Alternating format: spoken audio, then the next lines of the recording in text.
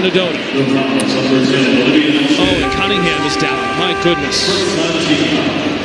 Sophie Cunningham, one of the league's most fiery competitors, a true enforcer and a fan favorite, has just gone down with a brutal injury.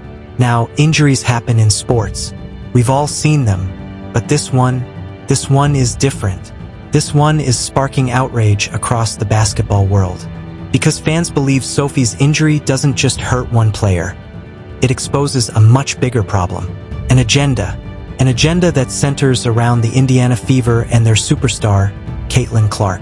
So we've got to ask, is the WNBA protecting one star while sacrificing others? Is the league creating an uneven playing field just to build a ratings empire? And most importantly, is Sophie Cunningham's injury proof that the WNBA has gone too far? Tonight, we're diving deep into the panic, the controversy, and the fallout from Sophie's injury, and why this could change the WNBA forever. Welcome back to the channel. If you're new here, this is where we break down sports beyond the highlights. We expose the narratives, the politics, and yes, the agendas shaping the games we love. Make sure to hit subscribe and drop a like, because this one's going to get heated. Let's start with what went down.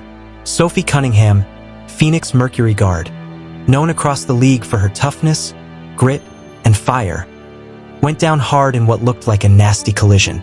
Social media exploded. Fans clipped the fall, slowed it down frame by frame, and demanded answers. Was it just bad luck? Un freak accident? Or, and here's where the controversy begins, was it the inevitable result of a league that's protecting one team and one player at all costs? Her black eye, her limp off the court, it wasn't just a physical blow.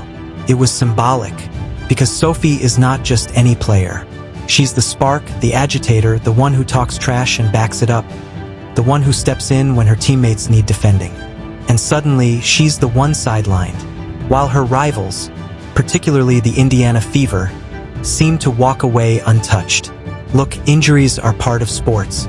We all get that, but this one hits different. Why? Because of who Sophie is and because of the timing. Sophie has been one of the most vocal players in calling out the league's growing favoritism toward Caitlin Clark. She's one of the few who hasn't been afraid to push back against the hype machine. She's stood up for her teammates, she's called out unfair coverage, and she's challenged the narrative. And now, she's the one who goes down. Fans are asking, coincidence or consequence? Let's talk about the elephant in the room, Caitlin Clark. There's no denying it, Clark is the WNBA's golden ticket. She's the rookie phenom. She's the ratings magnet. She's the player who's brought millions of new eyes to the league. Fever games are selling out. Ticket prices are through the roof. Merch is flying off shelves.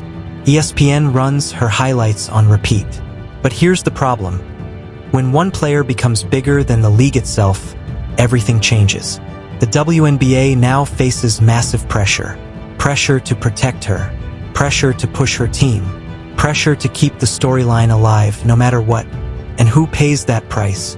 Players like Sophie Cunningham. Players like Angel Reese. Players who dare to challenge the narrative. This is where the phrase fans are throwing around comes in. The Indiana Fever agenda. Think about it. Referees in Clark's games?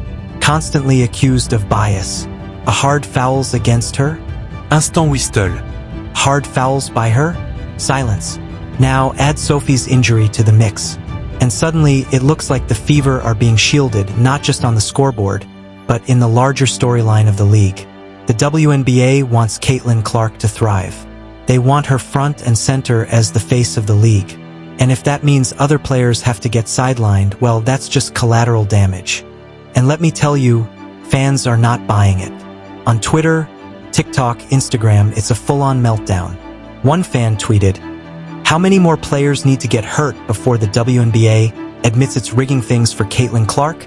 Another wrote, "Protecting one star while letting others take the hits is not growing the game. It's destroying it." And hashtags? Hashtag justice for Sophie. Hashtag Fever agenda.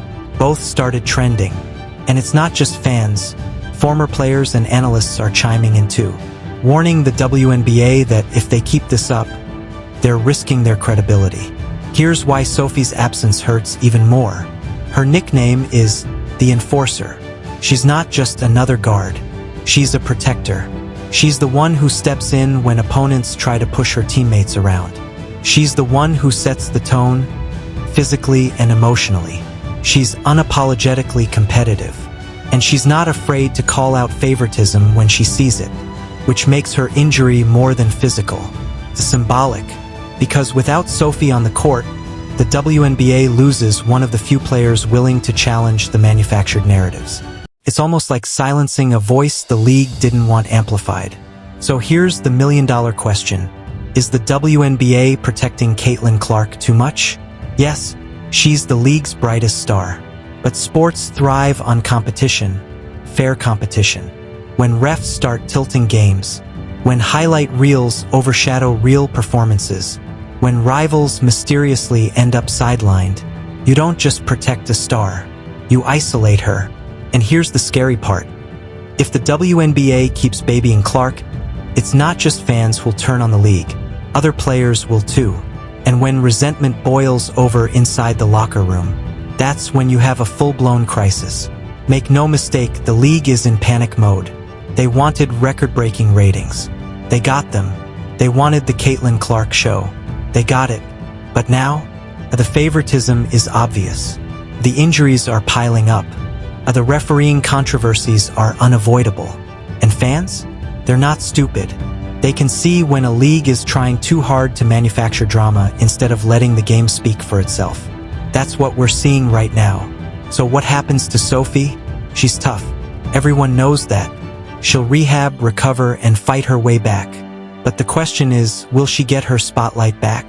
Or will the league quietly push her aside, clearing the stage for Caitlin Clark and the fever to dominate every headline? Either way, Sophie's injury is now bigger than basketball. It's become a symbol of the WNBA's credibility crisis. This isn't just about Sophie, or Caitlin, or Indiana. This is about trust. Can fans trust the games are fair? Can players trust refs won't play favorites? Can the WNBA grow without turning into a scripted drama?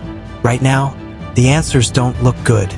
And unless the league makes changes, unless it diversifies the spotlight, protects all its players, and stops bending the game around one agenda, this panic is only going to get louder. Here's the bottom line. Sophie Cunningham's injury wasn't just bad luck. It was a wake-up call. It exposed a league putting too much weight on one team, one star, and one storyline. And if the WNBA doesn't course-correct soon, it risks losing not just its credibility, but its future. But now I want to hear from you. Was Sophie's injury just an accident? Or is it proof that the Indiana Fever agenda is real? Is Caitlin Clark being protected too much? Drop your thoughts in the comments. I'll feature the best takes in the next video. And don't forget to like this video, hit subscribe, and share it, because trust me, this story is just getting started.